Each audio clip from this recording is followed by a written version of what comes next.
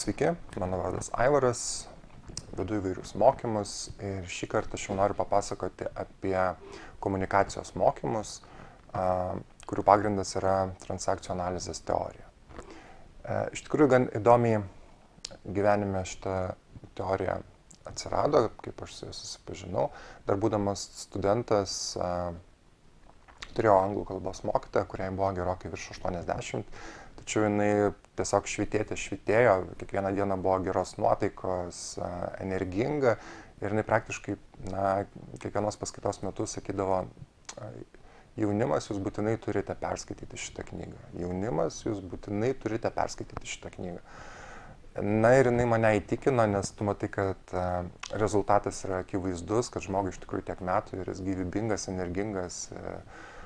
Ir susiradau tą knygą socialinių mokslų skaitykloje, The Guide to Transactional Analysis, Thomas Harris autorius, pradėjau ją skaityti. Tuo metu buvo jau praktiškai besibaigiantis pavasario semestras, nespėjau šitos knygos perskaityti. Išvažiavau su mainų programa Work and Travel USA į Ameriką ir ten pabuvęs keletą savaičių, kuomet jau turėjom galimybę prisiregistruoti viešoje bibliotekoje ir ją naudotis, aš ten tą knygą susiradau, pasiėmiau ir pabaigiau skaityti. Ir iš tikrųjų ją skaitant per 2 savaitės, mano savijauta pasikeitė kardinaliai. Iš tikrųjų. Sunku būtų suminėti iš tikrųjų visą turinį, bet mes iš šitos būtent teorijos imame keletą aspektų, tai būtent komunikacijos aspektą, dėl to, kad šita teorija sako, jog mūsų asmenybė yra sudaryta iš 3 dalių, tai parent, adult ir child. Ir kuomet mes siunčiame transakciją arba komunikaciją, transakcija tai yra komunikacijos vienetas kažkoks. Taip, tai gali būti žodis, tai gali būti žvilgsnis, tai gali būti komunikacija kūno kalba perduota. Mes šią komunikaciją siunčiam iš kažkurios savo asmenybės dalies. Ir lygiai taip pat kitas žmogus turi šitas 3 dalis ir jis mums siunčia tą komunikaciją atgal, bet nebūtinai iš tos pačios dalies, iš kurios mes siuntėme. Ir dėl to kilo nesusikalbėjimai tarp žmonių, įvairios įtampos ir analizavimas įvairių dialogų labai greitai padeda suprasti iš tikrųjų, ką mes darome ne taip ir kokios yra emocinės priemaišos bendravime, kurios iš tikrųjų mums trukdo susikalbėti ir kaip reikėtų pakeisti savo bendravimą, kad jisai taptų konstruktyvus ir vedantis į kažkokius tai sprendimus, o ne vien tik tai buvimas emocinėse būsenose, iš kurių nemokame išeiti, kurios turi tendenciją augti dėl to, kad neigiama emocija, jinai dauginasi kaip vėžinė ląstelė. Taip, ir jeigu nėra ilgalaiko sprendimo, neigiama emocija yra linkusi augti, plėstis, taip užaugdama ir padidindama konfliktą, kad net kartais ir nuo mažos situacijos kažkokios, tai iš pirmo žvilgsnio visiškai nereikšmingos, užauga didelis konfliktas, kurį paskui yra labai labai sunku išspręsti. Tai čia yra pagrindinė tema, kurią mes nagrinėjame, bet lygiai taip pat nagrinėjame ir 4 gyvenimo pozicijas, kurias žmogus savo gyvenime gali užimti. Tai greičiausiai visiems teko girdėti tokį posakį win-win. Taip. Ir Amerikoje tai yra tokia kaip ir savotiškai bendravimo toks kaip ir standartas, kuomet yra savaime suprantama, jog mes turime bendrauti taip, kad ir aš pats gerai jausčiausi ir kita pusė gerai jaustus. Tai reiškia, kad ir aš laimiu, ir kita pusė laimi. Abu esame win-win situacijoje. Taip.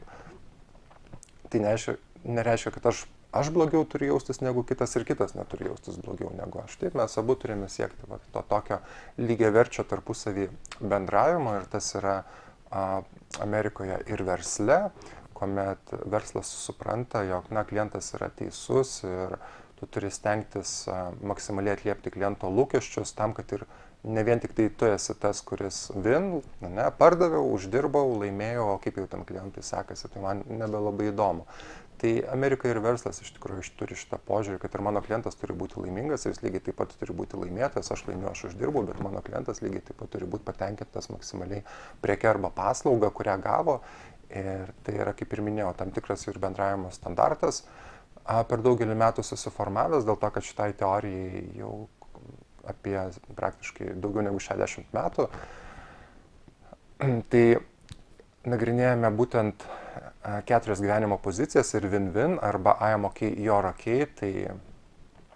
Tai yra viena iš gyvenimo pozicijų, yra dar 3. Tai kuomet aš jums minėjau knygos pavadinimą, pakartosiu dar kartelį, nes šita frazė knygos pavadinime taip pat yra. Tai knyga vadinasi The Guide to Transactional Analysis, I am okay, you're okay. Tai autorius Thomas Harris.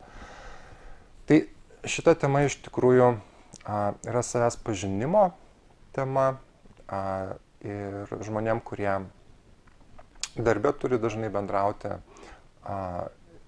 labai naudinga tiem žmonėm, kurie galbūt dirba kažkiek tai su pardavimais ir nuolat turi susidurti su negatyviom klientų emocijom, irgi šita tema labai naudinga klientų aptarnavime dirbantiem žmonėm. Čia galbūt tokios kaip ir pagrindinės tikslinės grupės, tačiau esminis dalykas, tai iš tikrųjų tema greitai perprantama. Ir jinai yra vizuali, jinai yra įdomi ir atsiliepimai žmonių, kurie mokymuose dalyvauja, visą laiką būna išskirtinai labai teigiami. Tai kviečiu iš tikrųjų savo organizacijoje suorganizuoti šitos mokymus, jų trukmė gali būti įvairi, bet tokia, sakykime, standartinė, gal sakyčiau, trukmė, tai gal pati minimaliausia galbūt būtų 3 valandos, toks labiau kaip ir susipažinimas su šitą teoriją, o maksimali trukmė tai galėtų būti maždaug 6 valandos. Tai jei turėtumėte kokių klausimų, kreipkitės, mielai atsakysiu. Ačiū.